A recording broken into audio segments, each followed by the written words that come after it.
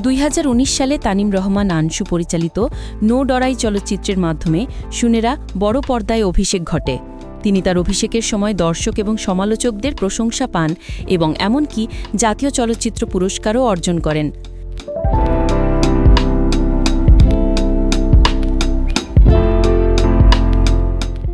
টেলিভিশনে তার প্রথম নাটক ছিল সুন্নাতে শুরু, যেখানে তিনি তাহসানের সাথে কাজ করেছিলেন।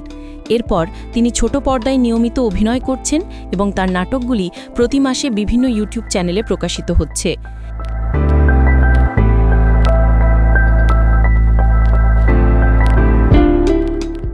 এবার সুনেরা বিনতে কামাল প্রথমবারের মতো একটি ধারাবাহিক নাটকে অভিনয় করতে যাচ্ছেন।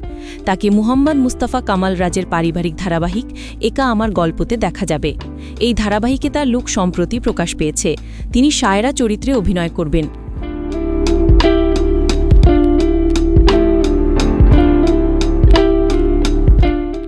নাটকের ক্যাপশনে লেখা আছে, একটি পারিবারিক ধারাবাহিক, এটি পরিবারে শুরু হয়, এটি পরিবারে শেষ হয়। খায়রুল বাসারও নতুন ধারাবাহিকে অভিনয় করবেন। অন্যান্য শিল্পীদের নাম পরে ঘোষণা করা হবে।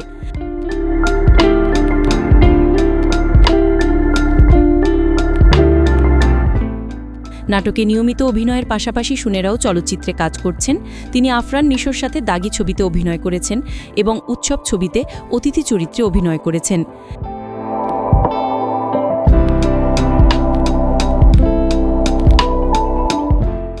তার অভিনয় সবসময় দর্শক এবং সমালোচকদের দৃষ্টি আকর্ষণ করেছে।